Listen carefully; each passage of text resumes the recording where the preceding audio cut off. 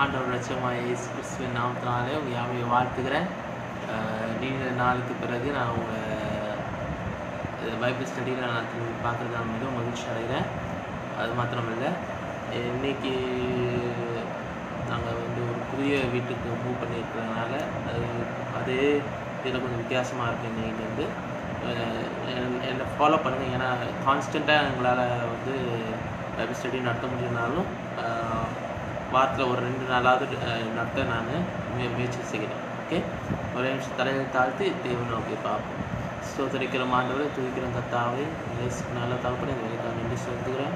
இந்த வேலையில் ஆண்டவரே, இந்த பைபிள் ஸ்டடி ஆண்டவரே 2 நாளுக்கு பிறகு ஆண்டவரே திரும்பவும் மறுபடியும் ஆரம்பிக்க செய்வதற்காக நன்றி செலுத்துகிறேன். ஆண்டவரே, நாங்கள் ஆண்டவரே விட்டதுலேருந்து நாங்கள் திரும்பி ஒழுங்காக கண்டினியூ பண்ணி நாங்கள் ஆண்டவரே இன்னும் ஆண்டவரே ஃப்யூச்சரில் நல்லா ஆண்டவரே வார்த்தையை கேட்டு ஆண்டவரே ஆண்டவரே உங்கள்கிட்ட திரும்பும்படியாக நேர்த்து செய்கிறார்கள். நல்லா படுத்துங்க, ஆசீர்வதிக்கிறாங்க. நீர் ஆண்டவரே கிருபையில் இருக்கிறாங்க. ஏசு எல்லாத்தையும் உங்களுக்கு சமத்தொப்பு கொடுக்குறேன். ஏசு கிறிஸ்துவின் ஜெபத்தில் சின்ன நல்லதாகவே. ஆமாம். ரைட், நம்ம நடைமுறை கிறிஸ்துவ ஜீவம் என்ற தலைப்பில் நான் பேசி கொண்டு வந்துட்டுருக்கேன். முதலாவது நான் கிறிஸ்துவ ஜீவம்னா என்ன அப்படின்னு சொல்லி நான் உங்களுக்கு சொல்லி கொடுத்தேன். அதுக்கப்புறம் அதில் இருக்க வளர்ச்சி என்ன அதையும் நான் உங்களுக்கு சொல்லி கொடுத்தேன். இப்போ நான் சொல்லிக் கொடுக்குறது என்னென்னா நடைமுறை கிறிஸ்துவ ஜீவம். அப்படின்னா நடைமுறை இந்த நேரத்தில் நம்ம இங்கே என்ன தேவை இருக்குது, நம்ம இப்போ என்ன நம்ம சர்வைவ் பண்ணுறதுக்கு என்ன விஷயம், அதுதான் உங்களுக்கு நான் சொல்லிக்கொண்டு வந்துட்டு இருந்தேன். கடைசியாக நம்ம அதில் எப்படி வளர்றது அப்படின்னு சொல்லி பார்த்தோம்னா நடைமுறை கிறிஸ்துவ எப்படி நம்ம டிஸ்கரேஜ்மெண்ட் இல்லையா, டீலிங் வித் டிஸ்கரேஜ்மெண்ட் என்ற தலைப்பில் எடுத்தேன் இல்லையா. ஓகேமே எப்படி நம்ம என்ன பண்ண கையாடுவது அதை குறித்து நான் எடுத்தேன். அது மாத்திரம் இல்லை, இன்றைக்கி நம்ம பார்க்க போகிறது என்னன்னா அதிலே பொறுமையும் மனபலமும் எப்படி அவசியம். ஒரு கிறிஸ்தவனுக்கு ஒரு பொறுமையாக இருக்கணும், மனபலமும் இருக்கணும். கிறிஸ்தவன் மாத்திரம் கிடையாது, நார்மலாக ஒரு மனுஷனாக இருந்தாலே அது ரொம்ப முக்கியம். அது முக்கியமான ஒரு கேரக்டரிஸ்டிக்ஸ். ஏன்னா அது ஒருத்தனுக்கு பொறுமை இல்லைன்னா அது ஒழுங்காக அவனோட ஜீவியத்தை நடத்தி கொண்டு போக முடியாது. ஏன்னா எல்லாம் பொறுமையாக இருந்து யோசிச்சு எல்லா காரியங்களையும் செய்ய முடியலன்னா எந்த ஒரு காரியமும் நம்மளால் அடுத்த ஸ்டெப் எடுத்து ஃபார்வர்ட் எடுத்து வைக்க முடியாது. ஏன்னா patience is the main key. ஏன்னா எல்லா காரியத்துலேயும் ஒரு தெருவுகளாக இருக்குது. ஏன்னா எல்லாத்தையும் கிராஸ் பண்ணக்கூடியது பொறுமையாக இருந்தானே எல்லாத்தையும் அறிஞ்சு கொள்ளலாம். எல்லா தேவையும் என்னென்ன காரியங்கள் இருக்குது, என்னென்ன செய்கிற உலகத்தில் என்னெல்லாம் இருக்குது அப்படின்னு சொல்லி அறிந்து கொள்கிற இது ஒரு திறவுகோலாக என்னது பொறுமை இருக்கிறது. அது மாத்திரம் இல்லை, ஃபார்ட்டிடியூட், அது மனபலம். ஒருத்தருக்கு அந்த மனபலம் ரொம்ப அவசியமாக இருக்குது. ஏன்னா அது நிறைய பேரால் அது நிறைய பேருக்கு கிடையாது. ஏன்னா நிறைய பேருக்கு சில பேர் திட்டினானா அவங்களுக்கு ரொம்ப கஷ்டப்படும், வருத்தப்படுவாங்க, அழுகிற ஆட்கள் இருக்காங்க, நிறைய பேர் இருக்காங்க. மனோபலம் என்பது எல்லாருக்கும் அவசியமாக இருக்குது. ஒரு மனுஷனாக இருந்தால் அது கொஞ்சம் அவசியம். ஏன்னா அது நிறைய பேரோட அவங்க வார்த்தையால் திட்டும்போது, வார்த்தையால் ஏதாவது பேசும்போது, கடிந்து கொள்ளும்போது அவங்களால ஏற்றுக்கொள்ள முடியாது நிறைய பேரால். ஸோ அது ஒரு டிப்ரெஷனுக்குள்ளாக போகிற ஆட்கள்லாம் இருக்கிறாங்க அந்த டைமில். ஆனாலும் அப்படி இருந்தாலும் நம்ம என்ன பண்ணுறோம், ஆண்டவருக்குள்ளே கிறிஸ்துக்குள்ளாக நம்ம வளரும்போது இன்னும் ஆண்டவர் எப்படி அந்த பொறுமையை என்ன பண்ணுறாரு, கற்றுக் கொடுக்குறார். இப்போ இருக்க நடைமுறை தேவையான காரியங்களில் பொறுமை ரொம்ப அவசியம். இப்போ இருக்க சுச்சுவேஷனில் பொறுமை ரொம்ப அவசியம். ஏன்னா எல்லாம் இப்போ மாறிக்கொண்டு வருது. நம்ம உலகமே என்ன வருது, ஒரு இதை நோக்கி போய் கொண்டு இருக்கிறது. நம்ம எதுமோ யோசிச்சுட்டு இருக்கிறோம். ஆனால் அது உலகம் ஏதோ பக்கத்தில் ஓடிட்டு இருக்குது. கொரோனா துரத்திட்டு ஓடிட்டு இருக்குது. அந்த சரி ஒவ்வொருத்தரும் ஒவ்வொரு இடத்துல துரத்திட்டு ஓடிட்டு இருக்கிறாங்க. ஆனால் ஆண்டவர் உங்களுக்கு என்ன பண்ணுறாரு, இந்த ஷட் டவுன் பீரியட்லேயே சரி, இல்லைன்னா நிறைய இடத்துல இன்னும் ஒவ்வொரு இடத்துல நிறைய எந்த ஒரு ஷாப்பாக இருந்தாலும் சரி எதுவும் சேல் பண்ண முடியல. எல்லாரும் டிப்ரெஷனில் தான் அதிகமாக இருக்காங்க. ஏன்னா தாங்கிக்கூடிய சக்தி யாருக்கும் இல்லை. நிறைய பேர் இறந்தும் இருக்கிறாங்க அந்த டிப்ரெஷன்னால். அந்த மனபலம் இல்லாமல் என்ன இருக்குது, நிறைய பேர் இறந்தும் இருக்கிறாங்க இந்த கொரோனா பீரியடில். ஸோ அந்த சர்வைவல் அந்த சர்வைவல் ரொம்ப அவசியம் நமக்கு. அப்போ அது எப்போ அந்த இதுக்கு செயல்படுதுன்னா பொறுமை ஒவ்வொருத்தரத்தில் உள்ள இருக்கும்போது தான் அது செயல்படுகிறதா இருக்குது மேம். அப்போது நம்ம எல்லா காரியத்துலையும் நம்ம இருதயத்தை காத்துக்கொள்ளணும். எல்லா நோயிலிருந்து நம்மளுடைய இருதயத்தை மட்டும் இல்லை, நம்மளுடைய சரீரத்தையும் நம்மளுடைய எல்லா இதுலையும் நம்ம வந்து காத்துக்கொள்ள வேண்டியது அவசியமாக இருக்கிறது. இப்போ இந்த பொறுமையும் அந்த மனோபலமும் நம்ம ஒவ்வொருத்தருக்கும் அவசியமாக இருக்குது. Patience and fortitude are most important in our life because without it we couldn't able to survive in this world. இந்த உலகத்தில் நம்ம சர்வை பண்ணுறது ரொம்ப கஷ்டமாக இருக்கிற ஒரு காரியமாக இருக்கிறது மேம். அப்போது அப்படி இருக்கும்போது இந்த வேலையில் சங்கீதம் ஒரு வசனத்தை மாத்திரம் வாசிப்போம். சங்கீதம் 27ஆம் அதிகாரத்தில் அது தாவீதின் சங்கீதமாக இருக்கிறது.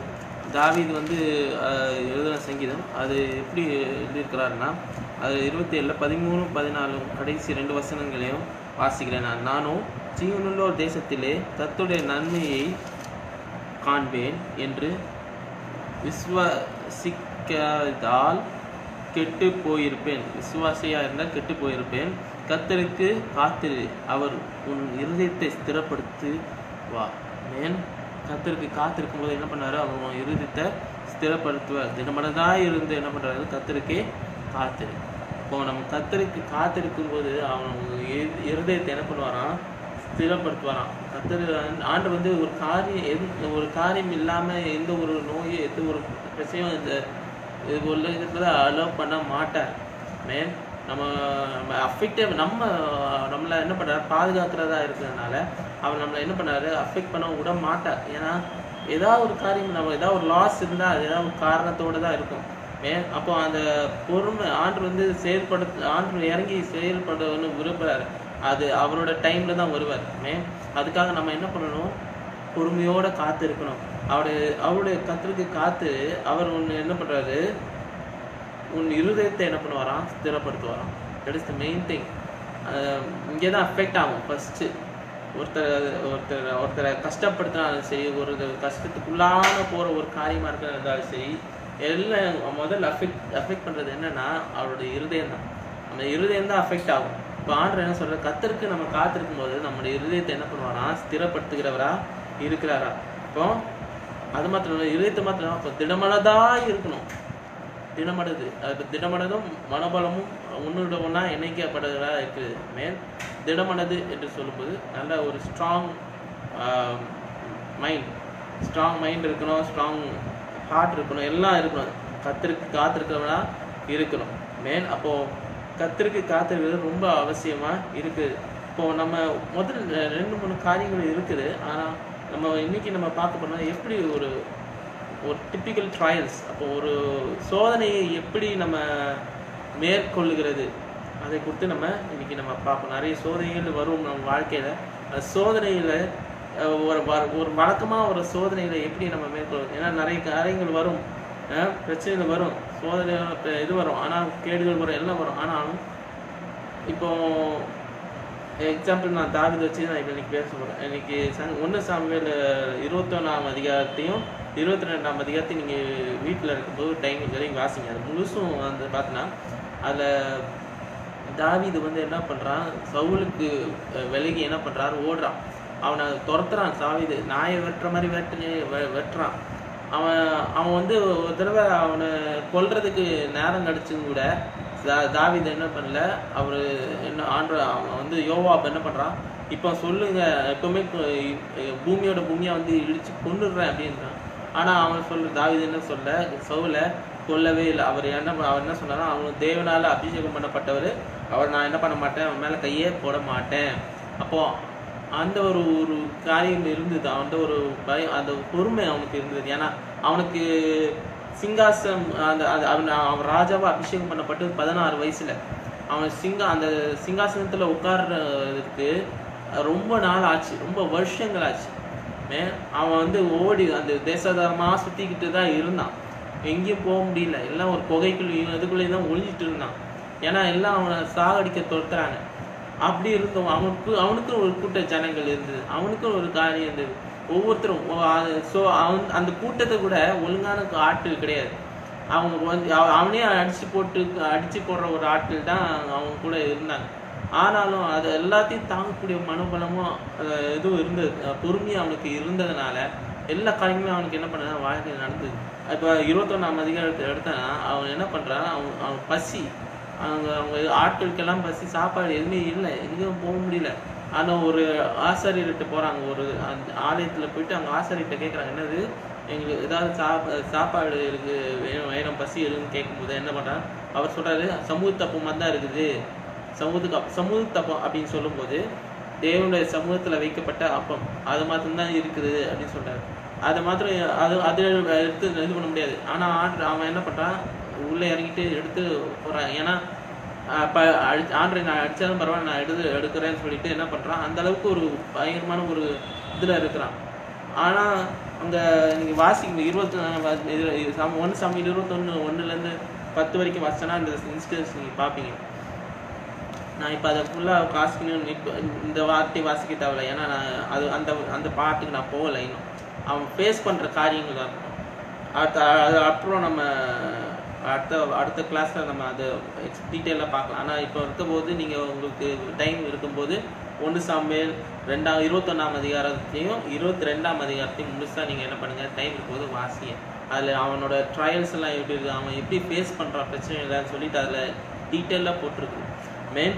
அப்போது அவன் சில காரியங்கள் மாத்திரம் அவன் என்ன நம்ம ஃபேஸ் பண்ணுற காரியங்கள் சிலது என்ன இருக்குது, டேஞ்சர், ஆபத்து இருக்குது, ஆபத்தை ஃபேஸ் பண்ணுவான். நிறைய இதில் துயரத்தை ஃபேஸ் பண்ணணும், டிஸ்ட்ரெஸ், துயரத்தை ஃபேஸ் பண்ணணும், டிஸ்கம்ஃபர்ட் மெயின்.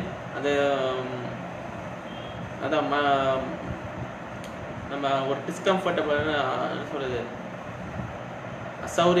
அசௌரியமான ஒரு காரியத்தை நம்ம ஃபேஸ் பண்ணுவோம். டிஸ்பேர், விரத்தியை நம்ம ஃபேஸ் பண்ண காரியங்கள், அதெல்லாம் ஒரு நெகட்டிவான ஒரு காரியங்கள் நம்ம ரெகுலராக ஃபேஸ் பண்ணுற ஒரு நிலைமையில் நம்ம இருக்கிறோம்.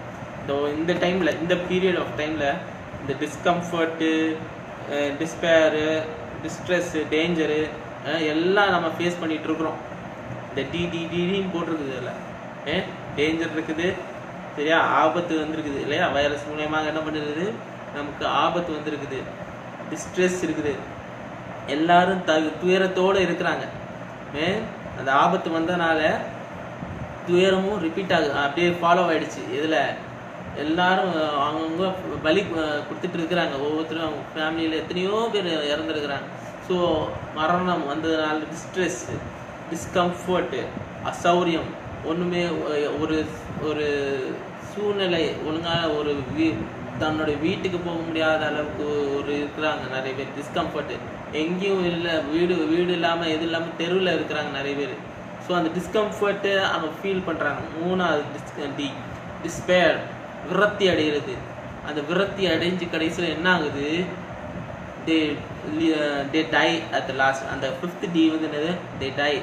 இப்போ danger comes, distress comes, discomfort comes, despair comes, at the end they die. So அந்த 5 D என்ன ஆகுது, நம்ம வாழ்க்கையில் ஒவ்வொரு ஸ்டெப்பாக என்ன பண்ணுது, மரணத்துக்கு கொண்டு போக வேண்டியதாக இருக்கிறது. ஆபத்து வர்றதுனால துயரம் வருது, துயரம் வந்ததுனால அசௌரியம் வருகிறது, அசௌரியம் வர்றதுனால விரக்தி ஆயிடுறாங்க, விரக்தி ஆகிறதுனால என்ன ஆகுறாங்க, போயிட்டு தங்களை என்ன பண்ணிக்கிறாங்க நிறைய பேர். அதனால விரக்தியாகி சூசைட் பண்ணிக்கிற ஆட்கள் இருக்கிறாங்க நிறைய பேர். ஸோ அது மரணம் அவங்கள என்ன பண்ணுது, எட்டி பார்க்கக்கூடியதாக ஆயிடுது. அப்படி ஒரு காரியம் அவங்க வாழ்க்கையில் ஒவ்வொருத்தரும் என்ன பண்ணுறாங்க, ஃபேஸ் பண்ணி கொண்டு இருக்கிறாங்க இந்த சுச்சுவேஷனில். இது ரெகுலராக நடந்து கொண்டு இருக்கிறது. ஆனாலும் இதெல்லாத்தையும் நம்ம இப்போது ரீசெண்டாக ஒரு ஆக்டர் கூட என்ன பண்ணிட்டாங்க, இந்த ஒரு ஸ்ட்ரெஸ்னால் என்ன ஆகிடுச்சு, கமிட்டட் சூசைட். ஸோ அப்படி இருக்கும்போது எல்லா காரியங்களும் ஒரு இந்திய ஆக்டர் வந்து என்ன பண்ணிட்டாங்க, சூசைட் பண்ணிக்கிட்டாரு. அப்போது அப்படி ஒரு சுச்சுவேஷன் ஒரு எல்லாருக்கும் ஃபேஸ் பண்ணிக்கிட்டு இருக்கிறோம். அதை மேற்கொள்ள முடியாத ஒரு தன்மையில் மாட்டிக்கொண்டு இருக்கிறோம், சிக்கி கொண்டு இருக்கிறோம். அப்போது நம்ம இந்த வேலையில் எது ரொம்ப முக்கியம்னா இந்த பொறுமையும் மனபலமும் ரொம்ப அவசியமாக இருக்கிறது. அப்போ மரணம் நம்முடைய வாசப்படியில் படுத்து கொண்டு இருக்குது என்று சொல்லப்பட்டிருக்குது சில பேருக்கு. அப்போ ஆண்டவர் நம்ம வீட்டுக்குள்ளே இருந்தால் மரணம் வெளியே நம்ம விட்டு கண்ணுக்காக தூரத்துக்கு போயிடும். When God is in your house, death won't be in your doorstep. It will go far away, beyond your reach, beyond your eyesight. எல்லாத்துக்கும் முன்னா எல்லாம் தாண்டி போய் வைப்பா. ஏன்னா உங்க வாசப்படியில் இருக்காது. எப்போ வாசப்படியில் இருக்காதுன்னா தேவன் உன்னுடைய வீட்டுக்கு மத்தியஸ்தராக இருக்கும்போது, when God is in the center of your house, God has been the center cornerstone of your house, மூளைக்கல்லாக அவர் இருக்கும்போது என்ன பண்ணாது, எந்த ஒரு மரணமோ எந்த ஒரு இதுவும் என்ன பண்ணாது, ஓவர்டேக் பண்ணவே பண்ணாது உங்கள் வீட்டை. உங்கள் வீடு எப்பொழுதும் பாதுகாப்பாக இருக்கும். அப்போ அந்த டிஸ்கம்ஃபர்ட் இருக்காது, அந்த டேஞ்சர் இருக்காது, டிஸ்ட்ரெஸ் இருக்காது, அப்புறம் டிஸ்பேர் இருக்காது, அப்புறம் அந்த டெத்து இருக்கவே இருக்காது. அப்போ ரொம்ப கவனமாக நம்ம உன்னிப்பாக பார்க்க வேண்டிய நேரம் இது. இந்த இடத்த இந்த 5 D நான் சொல்லி கொடுத்தேன். திருப்பி இன்னொரு நான் சொல்கிறேன், ஒன்று தப்பாக நினச்சிக்காது. Danger, distress, discomfort, despair and death. இந்த 5 ஃபாலோவப்போ இப்போ சுற்றிக்கிட்டு இருக்குது. அந்த 5 Dயும் இந்த 5 Dயும் என்ன பண்ணணும், மாறி போகணும். இந்த சொசைட்டி விட்டு மாறி போகணும், இந்த இடத்த விட்டு மாறி போகணும். இது யாருக்கும் இது பத்தவே கூடாது. தொத்துவாதி மாதிரி பற்றி கொண்டு இருக்குது எல்லாருக்கும் கிடையாது. ஒவ்வொருத்தரும் ஃபோனை பார்த்தாலே மரணம் மரணம் மரணம் தான் இருக்குது. ஒன்றுமே ஒழுங்கான ஒரு நியூஸ் இல்லை. இதை வச்சு இந்த டிஸ்பேரை வச்சு, இந்த டிஸ்கம்ஃபர்ட்டை வச்சு நிறைய ஆட்கள் என்ன பண்ணுறாங்க, தங்களுக்கு சாதகமாக மாற்றிக்கிறவங்க ஆட்களும் இருக்கிறாங்க ஒரு சைடு. அப்போ பார்த்துங்க, நம்ம ஜாக்கிரதையாக இருக்கணும். ஓனாய் கூட்டங்கள் அதிகமாக இருக்குது நம்ம சுற்றி.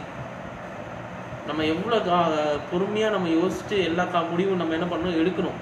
அதுக்கேற்ற மனோபலம் என்ன பண்ணணும், நம்ம ஆண்டவர்கிட்ட நம்ம கேட்கணும். That is what important. ஆண்டவர் அதான் விரும்புகிறார் நம்மக்கிட்ட. அந்த மனோபலத்தை அவர்கிட்ட நீ கேட்டு பெற்றுக்கொள்ளணும் தான் அவர் என்ன பண்ணுறாரு, விரும்புகிறார். அப்போது நம்ம எல்லா காரியத்திலையும் ஆண்டவர் என்ன பண்ணுறாரு, ஆண்டவர்கிட்ட நம்ம என்ன பண்ணணும், கேட்டு பெற்றுக்கொள்ளணும்.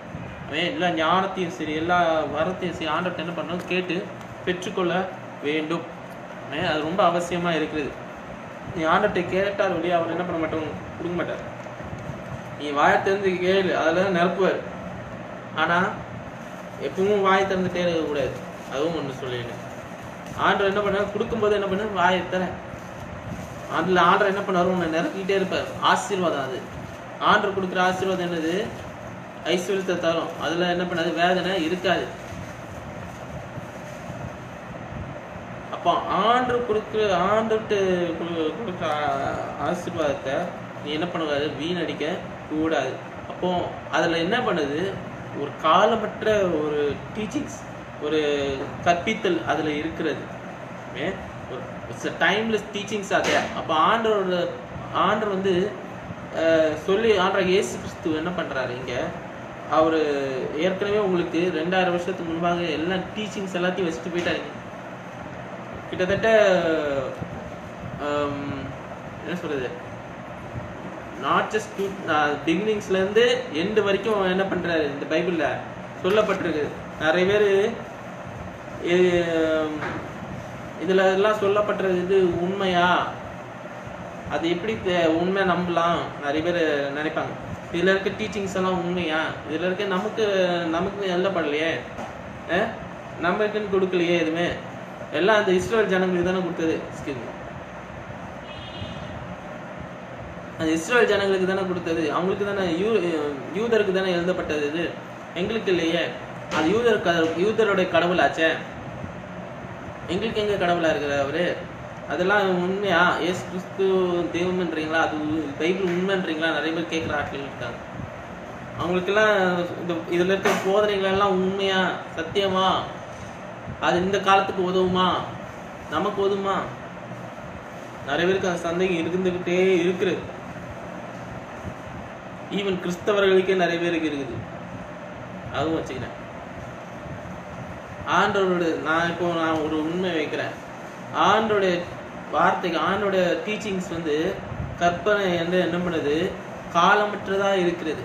அதுக்கு டைமே கிடையாது, அதுக்கு முடிவும் கிடையாது, எண்டும் கிடையாது. அவர் ஆரம்பித்தது எப்பவும் தெரியாது.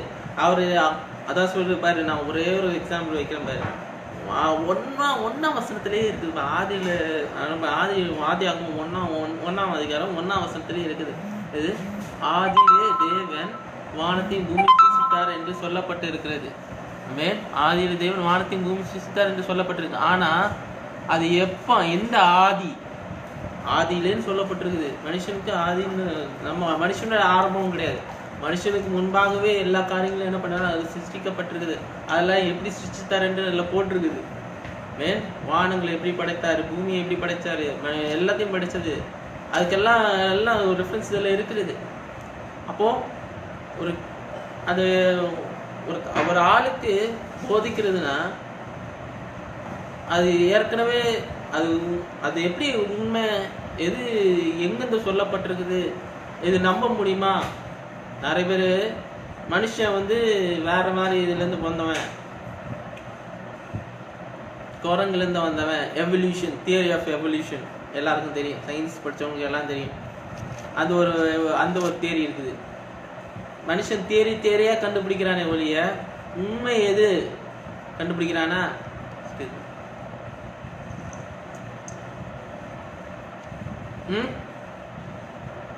உண்மை எது அது தெரியுமா? எது உண்மை, எது சத்தியம்? நிறைய பேருக்கு தெரியாது. இதுல படி, புரிஞ்சுப்ப. ஸ்டார்டிங்ல இருந்து எண்டிங் வரைக்கும் படி.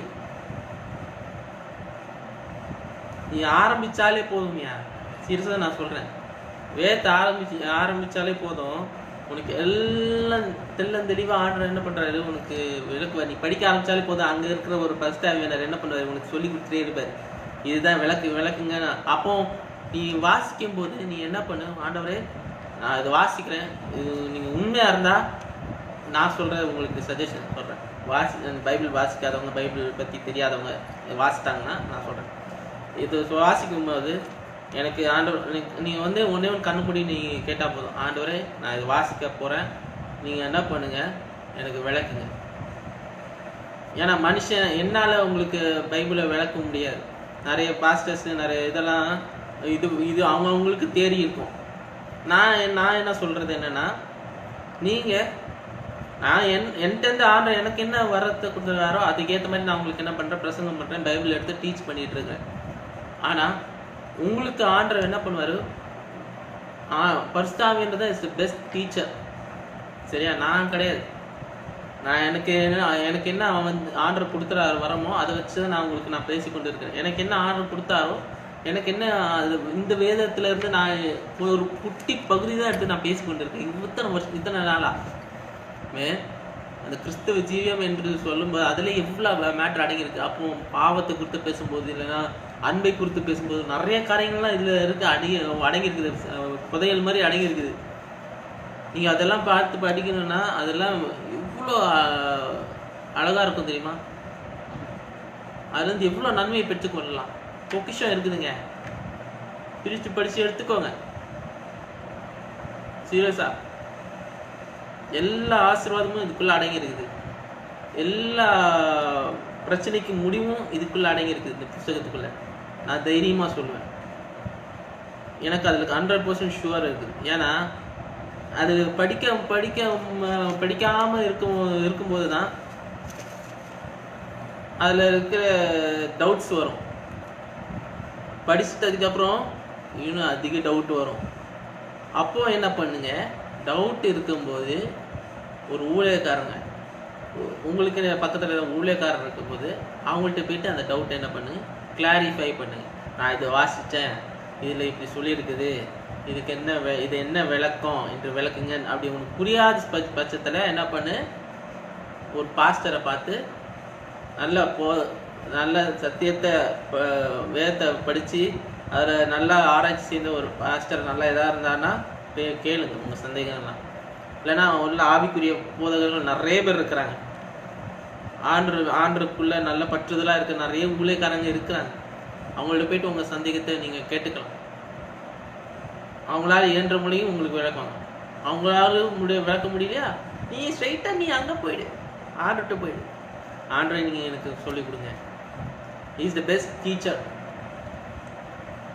அவர் தான் இது எழுதுனது. அவர் தான் அவரோட மூலமாக தான் என்ன பண்றாரு, அவர் சொல்லி தான் என்ன பண்றாங்க இந்த எழுதின ஆத்தர்ஸ் எல்லாம் என்னது ஆவியானவரோட ஏவுதல்னால தான் எழுதப்பட்டது. இதெல்லாம் இந்த வார்த்தைகள் எல்லாம் ஆவியானவர் மூலமாக எழுதப்பட்டதுதான்.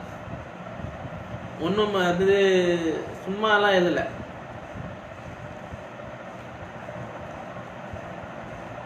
அப்போ நம்ம அந்த காலமற்ற ஒரு கற்பித்தல் என்ன அதை மாத்திரம் நம்ம பார்த்துட்டு நம்ம வைண்ட் அப் பண்ணிடுவோம். அதில் நிறைய காரியங்கள் இருந்துக்கிறது. அது அடுத்த கிளாஸில் நம்ம பார்ப்போம். அடுத்த பைபிள் ஸ்டடின்னு நம்ம பார்ப்போம். இப்போ ஒரு குறிப்பிட்ட காரியங்கள் மாதிரி அந்த அதே சங்கீதம் 27:13 சொல்லப்பட்டது என்ன தான் சொல்லலை. அதே வசனத்தை வச்சு நான் பேசுகிறேன் உங்களுக்கு. நான் இன்னைக்கு அந்த சங்கீதம் 27:13 தான். நானும் ஜீவனுள்ளோர் தேசத்திலே பாருங்க, நானும் ஜீவனுள்ளோர் தேசத்திலே கர்த்தருடைய நன்மையை என்ன பண்ணுவேனா காண்பேன் என்று விசுவாசியாதிருந்தால் கெட்டு போயிருப்பேன் அப்படின்றார். அப்போ நான் ஜீவனுள்ளோர் தேசத்திலே நான் என்ன பண்ணுவேன், ஆண்டோடைய நன்மை என்ன பண்ணுவேன்னா காண்பேன், கர்த்தருடைய நன்மை நான் காண்பேன் என்று விசுவாசியாமல் போயிருந்தால் கெட்டு போயிருப்பேன். அப்போ நன்மையை பார்ப்பேன் என்று நீ முதல்ல என்ன பண்ணணும், விசுவாசிக்கணும். அப்பதான் அந்த நன்மையை நீ என்ன பண்ணுவ, கண்ணால பார்ப்ப. உனக்கு வர நன்மை வெயிட் பண்ணிட்டு இருக்குது, உனக்காக காத்திருக்குது. அதை நீ என்ன பண்ணுவ, நீ அறிக்கை செய்து நீ விசுவாசி, எனக்கு வரும்னு நீ நம்பு. ஆண்டவர் கொடுப்பாரு நம்பு. ஆண்டவர் அந்த விசுவாசம் உனக்குள்ள இருக்கும்போது அப்போ கேட்டதை என்ன பண்ணுவாரு, உனக்கு கண்டிப்பா கொடுப்பாரு. அப்போ விசுவாசியாமல் போயிருந்தால் கெட்டு போயிருப்பேன் அப்படின்றாரு. இப்போ நான் விசுவாசித்ததுனாலதான் எனக்கு எல்லா ஆண்டவரும் என்ன பண்ணாரு, தந்தார். என்னுடைய எல்லா துயரத்திலிருந்து துன்பத்திலிருந்து என்ன பண்ணாரு, என்ன மீட்டெடுத்தார்ன்ற. அப்போ அந்த எதிர்பார்ப்புக்காக என்ன பண்ணுவாரு, ஒரு ஊக்குவித்தல் அவசியமா இருக்கிறது. அந்த ஆண்டு என்ன பண்ணுவாரு, is the encouragement of expectations. அப்படின்னா நம்மளுடைய எதுக்காக, நம்ம எதிர்பார்ப்புக்காக என்ன பண்றாரு, அது அவர் நம்ம எதிர்பார்த்து இருக்கிறதுனால அவர் என்ன பண்றாரு, எப்பொழுதும் நம்மளை என்ன பண்ற ஊக்குவித்து கொண்டே இருக்கிறார். எல்லா காரியத்திலும் என்ன பண்றாரு, சப்போர்ட் பண்ணிக்கிட்டே இருக்கிறார். அப்போ அந்த எதிர்பார்ப்பு என்னது, ஆண்டவர் எல்லா காரியத்தையும் எனக்கு நன்மையாக செய்து முடிப்பார் என்ற ஒரு விசுவாசம் ஒவ்வொருத்தருக்குள்ளாக இருக்குது, இருக்க வேண்டும். எல்லா காரியத்தையும் நன்மையாக செய்வார் என்ற விசுவாசம் ஒவ்வொருத்தருக்கும் வேணும்.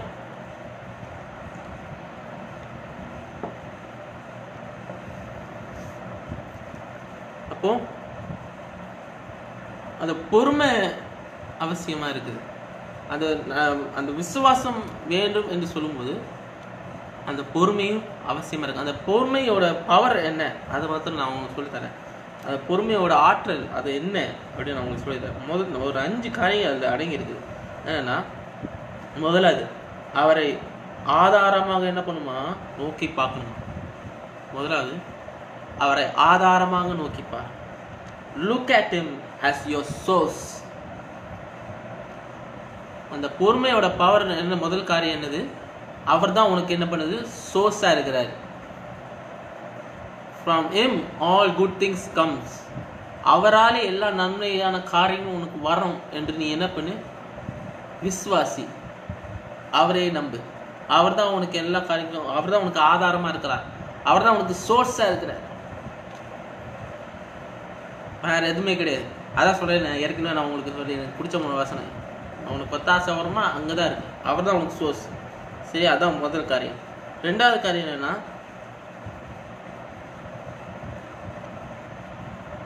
தாழ்மையோடு அவருக்கு முன்பாக என்ன பண்ணுமா, நிக்கணுமா. Stand before him in submission. அந்த சப்மிஷன் அவசியம். தாழ்மை ரொம்ப அவசியம்.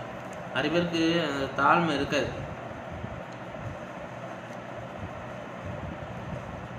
பெருமை நிறைய பேருக்கு இருக்கும், தாழ்மை கவுத்து போட்டாலும் வராது. வேதாம் சொல்லுது, பெருமை உள்ளவனுக்கு என்ன பண்றாரு, எழுத்து நிற்கிறார். தாழ்மை உள்ளவனுக்கு அவர் என்ன பண்றாரு, கிருபைகளை அழைக்கிறார், கிருபைகளை அருளுகிறார். உனக்கு தாழ்மை ரொம்ப அவசியம். If you want something from the Lord, you need to submit. Man, ஆண்டவருக்கு முன்பாக பணிய வேண்டும், தாழ்மையோடு அவருக்கு முன்பாக என்ன பண்ணணும், நிற்க வேண்டும். அதான் ரெண்டாவது காரியம். ஏன்னா நிறைய பேர் ஒரு காரியம் அவங்க வாழ்க்கையில் தேவைன்னா மாத்திரம்தான் போயிட்டு என்ன பண்ணுவாங்க, பணிஞ்சிட்டு நிற்பாங்க. அது எக்ஸ்பெக்ட் பண்ணால் அவன்கிட்ட யாராவது வந்தால் என்ன பண்ணுவான், கொஞ்சம் அவன் கை விஷயத்தை காட்டுவான். அப்படி இல்லை, உனக்கு அந்த தாழ்மை என்ன பண்ணணும், எப்பொழுதும் இருக்கணும். உன்கிட்ட இருக்கும்போதும் இருக்கணும், இல்லாத போதும் இருக்கணும். எல்லா நேரத்துலையும் உனக்கு அந்த தாழ்மை உன் வாழ்க்கையில் அவசியமாக இருக்கிறது. அவனுக்கு தான் எல்லா கிருபையிலும் ஆசீர்வாதம் ஆண்டவர் என்ன பண்ணுறாரு, தருகிறவராக இருக்கிறார். மூன்றாவது காரியம் என்னன்னா, அவருடைய நேரத்துக்காக பொறுமையாக காத்திருக்கணும். அதான் காரியம். மூணாவது காரியம் என்னமா, அவருடைய நேரத்துக்காக பொறுமையாக காத்திருக்கணும். B patient for his timing. அவருடைய நேரத்துக்காக பொறுமையாக காத்திருக்கணும். அவருடைய டைமிங்க்கு நம்ம என்ன பண்ணணும், காத்திருக்கணும். கஷ்டம்தான், காத்திருக்கிறது கொஞ்சம் கஷ்டமாக தான் இருக்கும். ஆனால் முடிவோ சம்பூர்ணமாக இருக்கும். அது ஜீவ விருட்சம் போல இருக்கும். ஜீவ கீழே உனக்கு காத்திருக்குன்ற எல்லா நன்மையும் உனக்கு காத்து கொண்டு இருக்கிறது. இன் ஹிஸ் டைம், அவருடைய நேரத்தில் எல்லா காரியங்களும் என்ன பண்ணுறாரு, உனக்கு எல்லாமே உனக்கு நன்மையாக செய்வார் என்று நீ விசுவாசி. அதுதான் பொறுமை அவசியம் நான் சொல்லி கொண்டிருக்கேன். அதுதான் அதோட பவர் அதிகமாக இருக்குது. நாலாவது காரியம், அவரோடு எப்பொழுதும் உறவாடி கொண்டு இருக்கணும். கம்யூனிகேஷன் இப்போ மெயினான ஒருத்தன். Stay in constant communication with him. தேவனோடு எப்பொழுதும் கம்யூனிகேஷன், ஆண்டரோட எப்பொழுதும் கம்யூனிகேட் பண்ணிக்கிட்டே இருக்கணும். நீனு அது எப்படி, உன்னோட ஜெபம் எப்பொழுதும் ஜெப வாழ்க்கையில் நீ உறுதியாக இருக்கணும். You be strong. You have to be strong in your prayer life.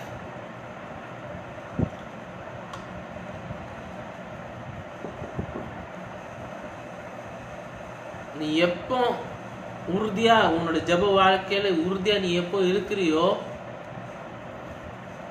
அதான் சொல்றேன், ப்ரேயர் இஸ் அதான் ஏற்கனவே நான் உங்களுக்கு சொல்றேன், ப்ரேயர் வந்து ஒரு 2-way கம்யூனிகேஷன், நாட் சிங்கிள் வே.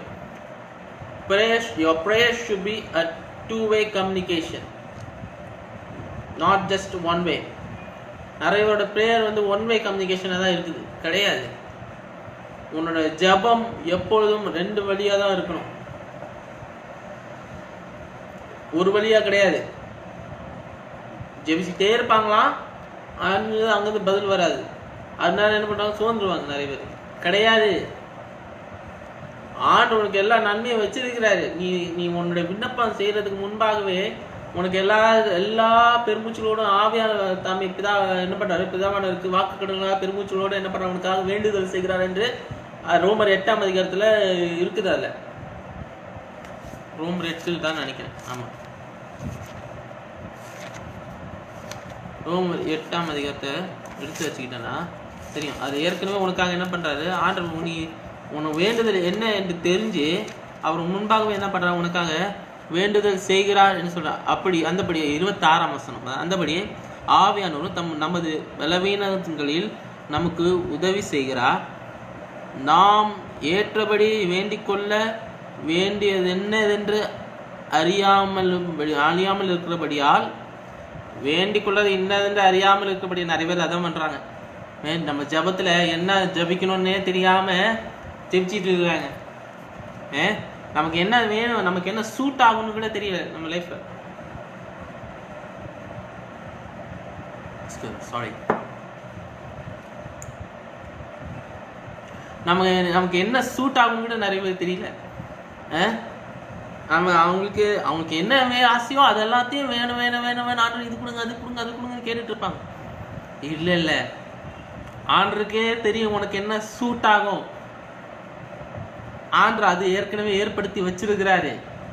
அதான் சொல்றாரு இங்க, அறிந்து என்னதான் அறிந்து அறியாமல் இருக்கிறபடியால் ஆவியானவர் தாமே வாக்கு கடங்காத பெருமூச்சுகளோடு உனக்காக என்ன பண்றாரு, வேண்டுதல் செய்கிறார்.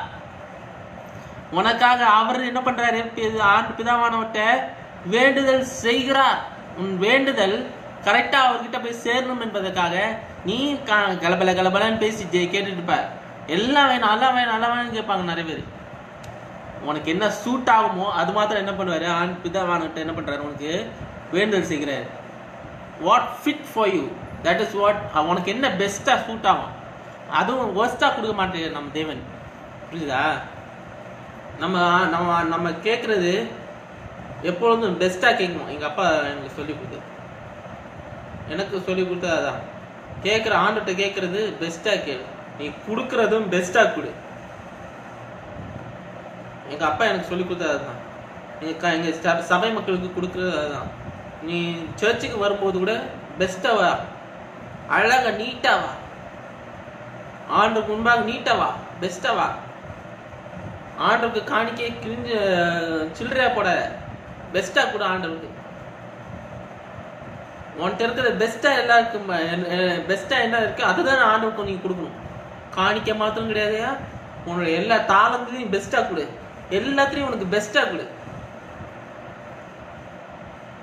அதுதான் ஆண்டு ரொம்ப முக்கியம். எங்க அப்பா எனக்கு சொல்லி கொடுத்தது, அதான் நான் இன்னும் வரைக்கும் ஃபாலோ பண்ணிருக்கேன். என்கிட்ட இருக்கிற பெஸ்டா ஆண்டுகிட்ட கொடுக்குறேன். ஆண்டவர் என்ன பண்றாரு, அவருடைய நேரத்துல எல்லா காரியத்தையும் என்ன பண்றாரு, என் வாழ்க்கையை நடத்துறார், நடத்துவார், நடத்தி கொண்டு இருப்பார், நடத்தி கொண்டு இருக்கிறார்.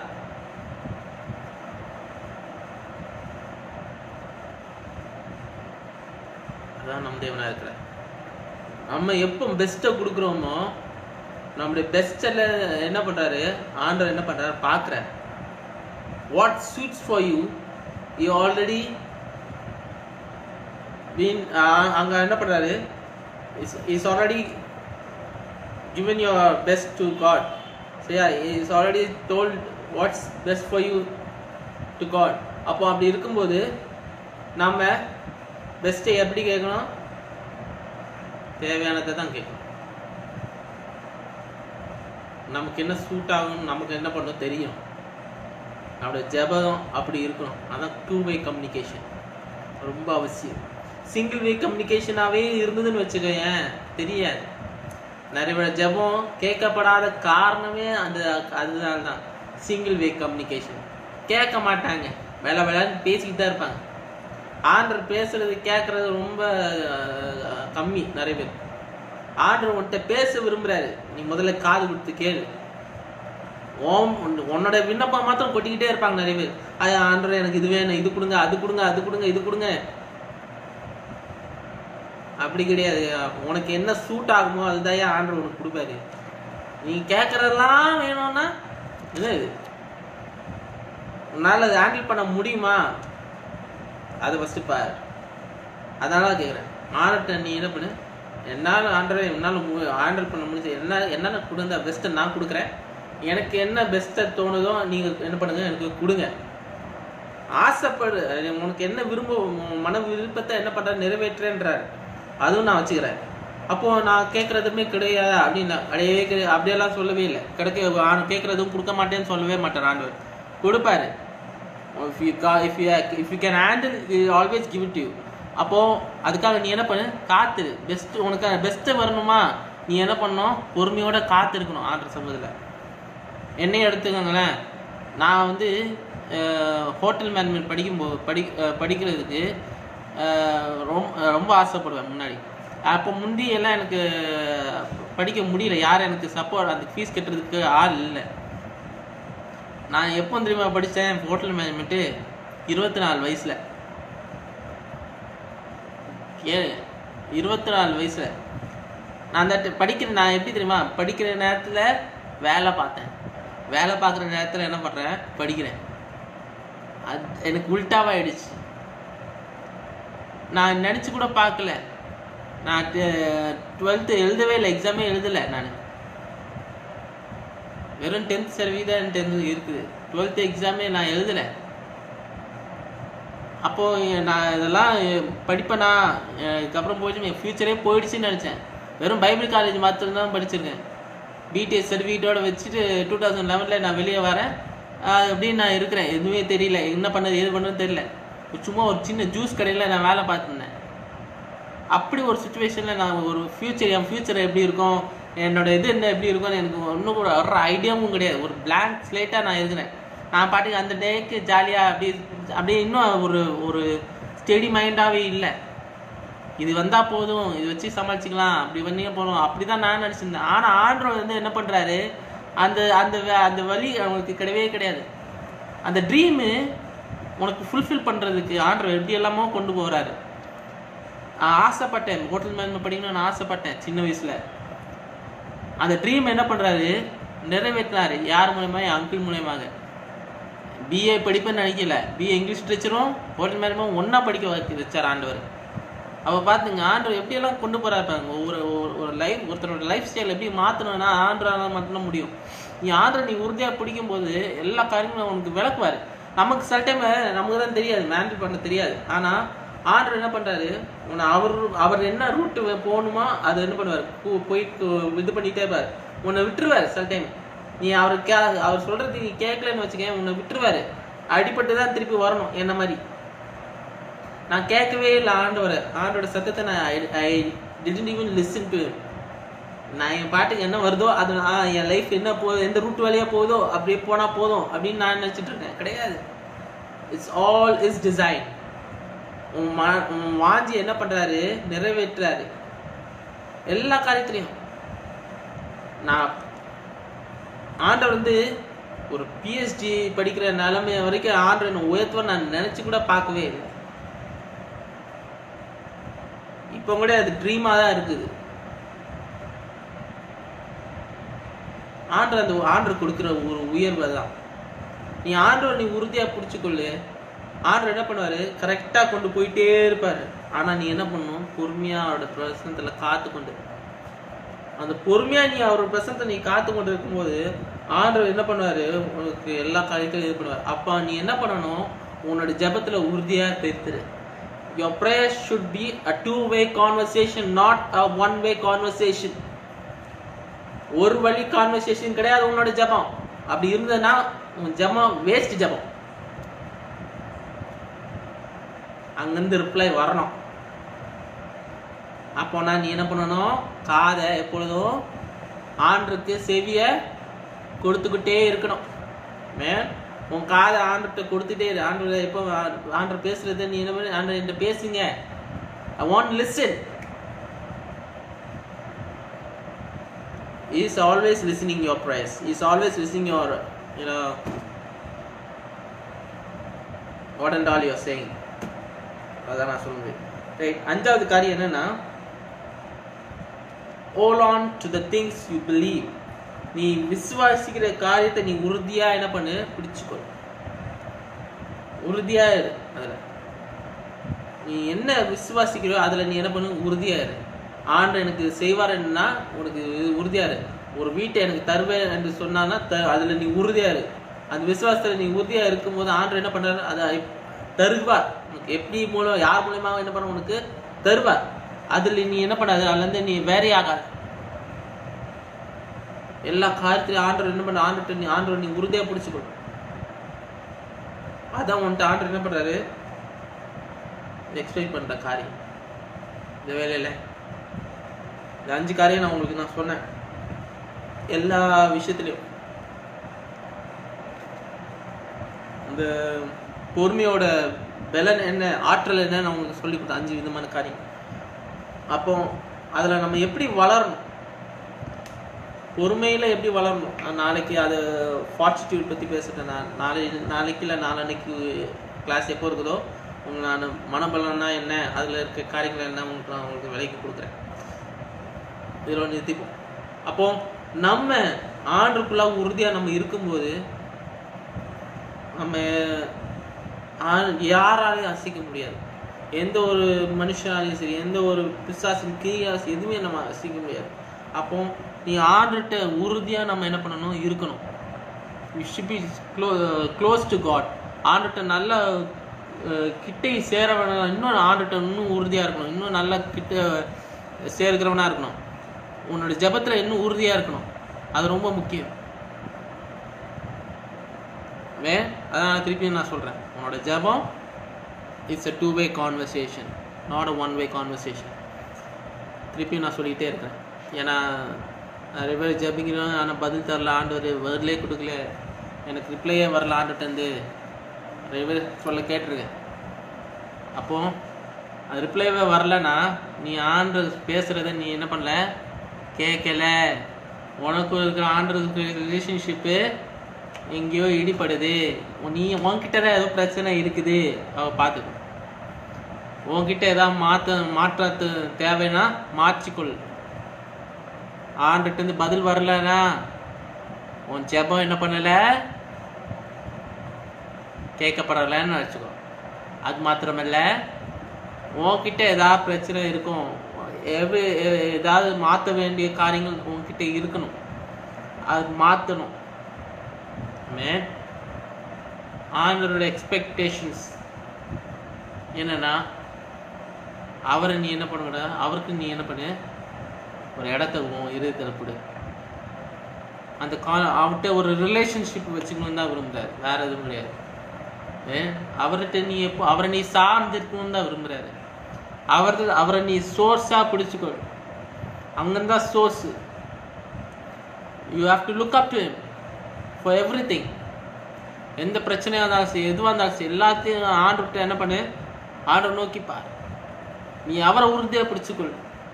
நீ அவரை உறுதியாக பிடிக்கும்போது ஆண்டவர் என்ன பண்ணுறாரு, உனக்கு எல்லா காரியங்களும் என்ன பண்ணுறாரு, உனக்கு ஆவிக்குரிய ஆசீர்வாதமாக சரி, உலக பிரகாரமான ஆசீர்வாதமாக சரி, ரெண்டும் உனக்கு என்ன பண்ணுறாரு, உனக்கு தாரார். இந்த வேலையில் ஒரே நிமிஷம் கண்களை மூடி செபிப்போம், ஒப்பு கொடுங்க. ஆண்டவரே, இந்த வேலையில் ஆண்டவரே, நாங்கள் ஆண்டவரே உங்ககிட்ட உங்ககிட்டேருந்து ஆண்டவர் இந்த பொறுமையை நாங்கள் கற்றுக்கொள்ளணும். ஆண்டவரே, எங்களுக்கு பொறுமையை கற்றுக் கொடுங்க தாவே. நாங்கள் ஆண்டவரே எந்த விஷயத்துலையும் நாங்கள் விருதாவாக எல்லா காரியங்களையும் செய்யாதபடி எல்லாம் உங்களுடைய சமூகத்தில் நாங்கள் ஒப்பு கொடுக்குறோங்க தாவே. நீர் பலப்படுத்துங்க, எங்கள் காரியங்களை நீர் வாய்க்க செய்யுங்க, எங்கள் தேவையை நீர் சந்திப்பீராக, எங்கள் குறைகளை நிறைவாக்குங்க. நீர் ஆண்டவரே எல்லா கிரிகளையும் நீர் கட்டளையிடுவீராக. ஆண்டவரே ஏதாவது எங்களுக்கு குற்றக்குறைகள் ஏதாவது இருந்தால் தயவு மன்னிங்க கத்தாவே. நீர் ஆண்டவரே ஒவ்வொருத்தரையும் பேர்படாக தொடுவீராக. இதை பார்க்குற ஒவ்வொருத்தரையும் நீர் ஆண்டவரை நீர் ஆசீர்வதிப்பீராக. ஆண்டவரே நாங்கள் ஆண்டவரே எல்லா காரியத்திலையும் ஆண்டவரே உண்மை நோக்கி பார்க்கும்படியாக, உண்மை சார்ந்து இருக்கும்படியாக நீர் கிருபை செய்வீராக. ஆண்டவரே எல்லா காரியங்களையும் ஆண்டவரே எல்லா காவலோடு நாங்கள் எங்களுடைய இருதயத்தை நாங்கள் காத்துக்கொள்ளும்படியாக நீர் எங்களுக்கு கிருபை செய்வீராக. பலப்படுத்துங்க, ஆசீர்வதிங்க. இந்த வாரம் முழுவதும் நீர் பாதுகாத்துக் கொள்ளுங்க. காரியங்களை தேவையை சந்திப்பீராக. ஆண்டவரே எல்லாம் ஆண்டவரே உங்களுடைய சமூகத்தில் ஒப்பு கொடுக்குறேன். மீதி எல்லா காரியங்களும் ஆண்டவரே நாங்கள் செய்யவும் ஏற்ற பலத்தை நீ கிருபை தருவும் நாங்கள் ஆண்டவர் உங்கள்கிட்ட வேண்டுகிறோம். வேறு எல்லாத்தையும் பாதுகாத்துக்கொள்ளுங்க, வழி நடத்துங்க. துதி கடமை எல்லாம் செலுத்துகிறேன். இயேசு கிறிஸ்துவின் மூலம் ஜெபிக்கிறோம் எங்கள் ஜீவன் நல்ல பிதாவே. ஆமே ஆமே. என் ஆத்மாவே கர்த்தரை ஸ்தோத்திரி, என் மூலமே பரிசுத்த ஸ்தோத்திரி. என் ஆத்மாவே கர்த்தரை ஸ்தோத்திரி, கர்த்தரை சகல மகாராணி மறவாது. ரைட். இனி ஃபர்தராக ஏதாவது கிளாஸ் பைபிள் ஸ்டடி நான் நடத்துகிறதா இருந்தால் உங்களுக்கு இன்டிமேஷன் கொடுக்குறேன். இல்லைனா நீங்கள் லைவ் போடும்போது நீங்கள் பார்த்துக்கலாம். Right. On class. God plus.